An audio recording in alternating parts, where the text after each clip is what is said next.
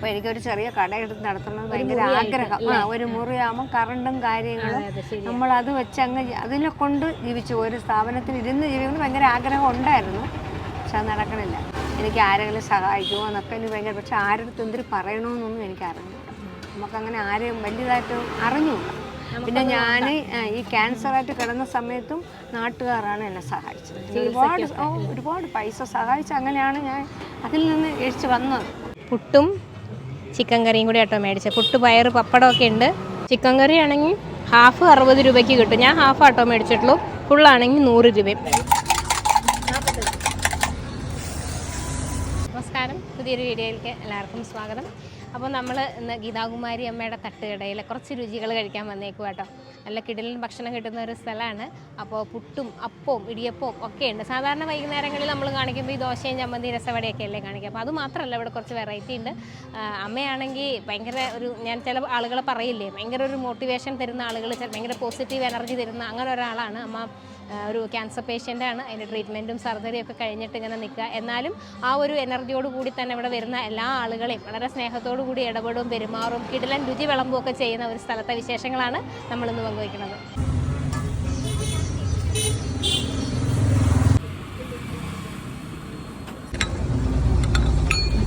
23 വർഷമായി. പല സ്ഥലത്തായിരുന്നു. ഇപ്പൊ ഇവിടെ വന്നിട്ട് എത്ര നാളായി? ഇവിടെ വന്നിട്ട് ഡിസംബറിലാണ് ഇവിടെ വന്നത്. ഈ ഡിസംബർ. അപ്പോൾ 3 മാസം ആയിട്ടുള്ളൂ. ഇപ്പൊ എന്നൊക്കെയാ കൊടുക്കണേ? ഇപ്പൊ പുട്ട്, ദോശ, അപ്പം, ഇടിയപ്പം, പിന്നെ കറി ചിക്കൻ കറി, കടലക്കറി, മുട്ടക്കറി, പിന്നെ ചമ്മന്തി, സാമ്പാർ, മുളക് കറി, ഓംപ്ലേറ്റ്, രസവട, പപ്പടം. അപ്പോൾ ഏകദേശം എല്ലാവരും ഉണ്ട്. അമ്മ എത്ര മണിയാകുമ്പോൾ ഇവിടെ തുറക്കും? ഭക്ഷണമൊക്കെ റെഡിയാവാൻ 5:30 മണി 6 മണിയാവാം. എപ്പോഴാണ് തിരിച്ചു പോണേ? 10:45 11 മണിയാവും. മക്കളൊക്കെ അമ്മയ്ക്ക് സപ്പോർട്ടാണ് കട നടത്തുന്നത്? ഓ, സപ്പോർട്ടാണ്. അമ്മ ശരീരം സൂക്ഷിക്കണമെന്ന് മക്കളെ എന്നുവെച്ചാൽ അത്രയ്ക്ക് ഞാൻ കഷ്ടപ്പെട്ട് മക്കളെ വളർത്തി പഠിപ്പിച്ച്. എനിക്ക് വേറൊരു തൊഴിൽ അറിഞ്ഞൂടാ. പിന്നെ ഇടയ്ക്ക് വീട്ടു ജോലിക്കൊക്കെ പോകുമായിരുന്നു, തട്ടൊന്നും കിട്ടാതിരുന്നപ്പോൾ. പിന്നെ അസുഖം വന്നതിന് ശേഷം ഒന്നിനും ആരോഗ്യം ഇപ്പം വലിയ കുഴപ്പമില്ലാതിരിക്കുന്നത്.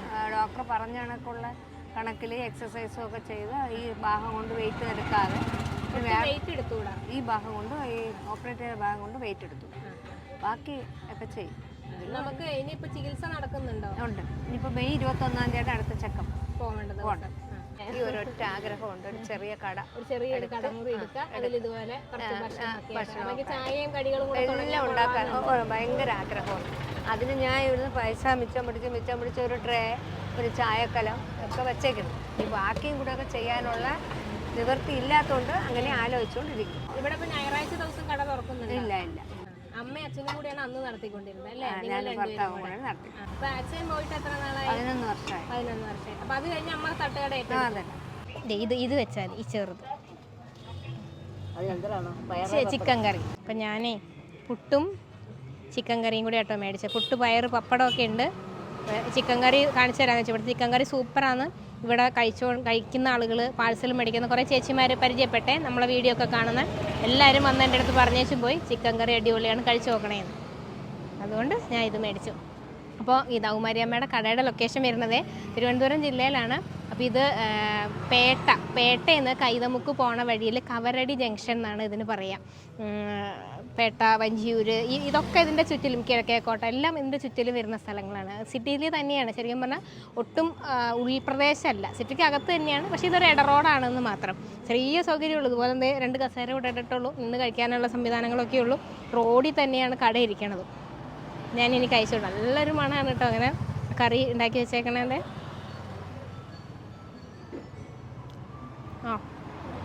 സൂപ്പർ. പറഞ്ഞില്ലേ, അമ്മയുടെ ഈ ഇത്രയും വർഷത്തെ ഈ ഒരു ഫീൽഡിൽ നിൽക്കുന്ന ആളാണല്ലോ. പ്രത്യേകിച്ച് തട്ടുകട നടത്തുക എന്ന് പറയുന്നത് വീട്ടിൽ നമ്മൾ പാചകം ചെയ്യുന്ന പോലെയുള്ളൊരു കാര്യമേ അല്ല. അപ്പോൾ അത്രയും ഫാസ്റ്റായിരിക്കണം. ആളുകളിങ്ങനെ വന്നുകൊണ്ടിരിക്കുമല്ലോ. അപ്പോൾ അതിനനുസരിച്ച് കാര്യങ്ങൾ ചെയ്തു കൊടുക്കണം. പലരും തട്ടുകട പ്രിഫർ ചെയ്യേണ്ട ഒരു കാര്യം എന്ന് പറഞ്ഞാൽ നമുക്ക് വെയിറ്റ് ചെയ്യണ്ട. ചിലയിടത്തൊക്കെ ഹോട്ടലിൽ പോയിട്ട് ആദ്യം ഒരു പ്ലേറ്റ് കൊണ്ടുവയ്ക്കും, പിന്നെ അതിന് വെള്ളം കൊണ്ടുവരും. ഇതൊക്കെ കഴിയുമ്പോഴേക്കും എനിക്കൊന്നും ക്ഷമയില്ല. തട്ടുകടകളിൽ വന്നാൽ ചൂടോടുകൂടി വളരെ സ്പീഡിൽ സാധനം കിട്ടും എന്നുള്ളതൊരു പ്രത്യേകതയാണ്. അപ്പോൾ ഇവിടെ ഇനിയിപ്പോൾ അപ്പവും കടലക്കറിയും ഉണ്ട്. അതല്ലാതെ ദോശ, രസവട, ചമ്മന്തി, ആ ഒരു സെറ്റ് അത് ഫുള്ളായിട്ടുണ്ട് കേട്ടോ. ഇടിയപ്പം ഉണ്ട്. നല്ല പഞ്ഞിമാരിയുള്ള പുട്ട് കേട്ടോ. നല്ല രസമുണ്ട്. ഇവിടെ വന്നിട്ടാണ് ഇതൊക്കെ വെക്കുന്നത്. ഈ ചെറിയ സൗകര്യത്തിനകത്ത് ഇതൊക്കെ ചെയ്യുന്നത്. അപ്പം എനിക്ക് നിങ്ങളോട് പറയാനുള്ളത്, അമ്മ പറഞ്ഞൊരാഗ്രഹമുണ്ട്. വലിയൊരാഗ്രഹമൊന്നുമല്ല, ചെറിയൊരാഗ്രഹം. നമ്മളൊന്ന് വിചാരിച്ച് നടത്തി കൊടുക്കാൻ പറ്റുന്ന ഒരു കാര്യം. നമുക്ക് നോക്കാം, എനിക്കങ്ങനെ ഉറപ്പൊന്നും ഇല്ല. പക്ഷേ ഞാനൊന്ന് ശ്രമിക്കുന്നുണ്ട് അതിന് വേണ്ടിയിട്ട്. ഇതിപ്പോൾ 5 മണിയൊക്കെ ആകുമ്പോൾ വന്ന് ഈ ചെറിയൊരു കടയാണ്, അതിനകത്ത് വെച്ച് ഇത്ര സാധനങ്ങൾ സെറ്റ് ചെയ്യണം. പിന്നെ ഇതൊക്കെ തുറന്ന് ഷട്ടറൊക്കെ എല്ലാം സെറ്റ് ചെയ്ത് വെച്ച് അത് കഴിഞ്ഞ് ഇനി രാത്രി 10 മണിയാകുമ്പോൾ ഇതെല്ലാം അടച്ചമ്മയ്ക്കാണെങ്കിൽ ഈ വലതുവശവും കൊണ്ട് വെയിറ്റ് എടുക്കാനോ കനപ്പെട്ട പണി ചെയ്യാനൊന്നും പറ്റൂല. അപ്പോൾ വേറൊരാളുടെ സഹായവും കൂടി വേണം. അങ്ങനെയൊക്കെ ചെയ്ത് പോകുന്നേക്കാളും ഒരു കടമുറി ആകുമ്പോൾ കുറച്ചും കൂടി സേഫാണ്. ഈ പറഞ്ഞ പോലെ കറണ്ടും എല്ലാ സാധനങ്ങളും ഒക്കെ ഉണ്ടാവുമല്ലോ. നമുക്കൊന്ന് ശ്രമിച്ച് നോക്കാം അല്ലേ, ചിലപ്പോൾ നടന്നാലും. ചിക്കൻ കറി ആണെങ്കിൽ ഹാഫ് 60 രൂപയ്ക്ക് കിട്ടും. ഞാൻ ഹാഫ് ആട്ടോ മേടിച്ചിട്ടുള്ളൂ, ഫുള്ളാണെങ്കിൽ 100 രൂപയും. അപ്പം അങ്ങനെ ഭയങ്കര വലിയൊരു പൈസയുമല്ല. എന്നാൽ ഇവർ 2 അമ്മമാരുടെ കൈപുണ്യത്തിൽ ഉണ്ടാക്കുന്ന സാധനങ്ങളും കിട്ടും. അമ്മ പറഞ്ഞ പോലെ രാവിലെ തുടങ്ങുന്ന ജോലികളാണ്.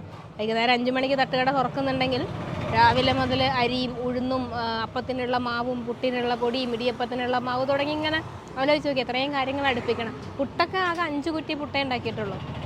അതിനുള്ള ആളൊക്കെ ഉള്ളൂ പുട്ടൊക്കെ വാങ്ങാൻ വേണ്ടി. ദോശയാണെന്ന് തോന്നുന്നു കൂടുതൽ ആളുകൾ അന്വേഷിച്ച് വരുന്നത്.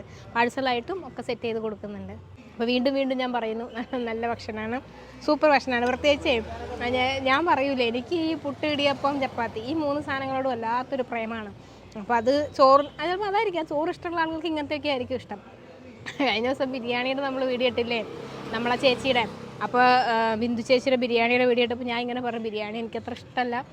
അത് ഞാനങ്ങനെ വേണമെങ്കിൽ പറയാതിരിക്കും. ഞാൻ പറഞ്ഞതെന്നു വെച്ചാൽ ഞാനത് വളരെ നാച്ചുറലായി അങ്ങ് പറഞ്ഞു പോയതാണ്. സത്യമാണ്, എനിക്ക് ബിരിയാണി അത്ര ഇഷ്ടമുള്ള ഒരാളല്ല. അപ്പോൾ കുറേ പേര് കമൻ്റ് ഇട്ടു ഞങ്ങൾക്കും അങ്ങനെ തന്നെയാണ്. അപ്പോൾ എനിക്കൊരു സമാധാനം, ഈശ്വരൻ എന്നെ പോലെയുള്ള ആളുകൾ വേറെ ഉണ്ടല്ലോ എന്ന് വിചാരിച്ചു.